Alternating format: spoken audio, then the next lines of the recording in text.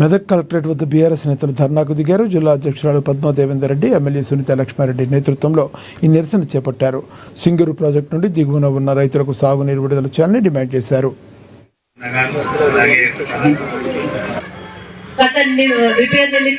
సింగూరు జలాలను మొత్తం వదిలేస్తున్నారు. వదిలేసిన 2-3 రోజులు అయితే మన అయిపోతాయి. సింగూరు ఖాళీ అయితే నిన్న మొన్న వదిలేస్తున్నారు. నీళ్ళు ఇవ్వమని చెప్పి స్పష్టత ఇచ్చిండ్రు. నీళ్ళు ఇవ్వాలట, నష్టపరిహారం ఇవ్వాలట. అందుకని నష్టపరిహారం కోసం మనం ఇవ్వాల. అందరికీ స్పష్టంగా తెలియాలంటే నష్టపరిహారం గురించి ఈ రోజు రైతుకు ఎకరానికి 25,000 రూపాయలు నష్టం ఇవ్వాలి. ఎందుకంటే సింగూరు నీళ్ళు ఇవ్వమని ఇస్తలేదు కాబట్టి.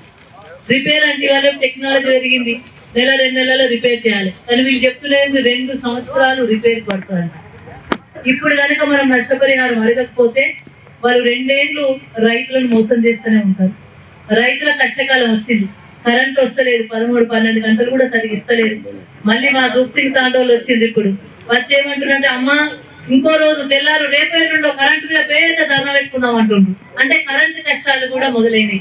ఓ దిక్కు యూరియా దొరుకుతలేదు, రైతు బంధు లేదు, రైతు భరోసా లేదు, రైతు బీమా లేదు, రైతులకు నీళ్లు లేవు, రైతులకు ఏం మిగిలితే కన్నీళ్ళే మిగులు.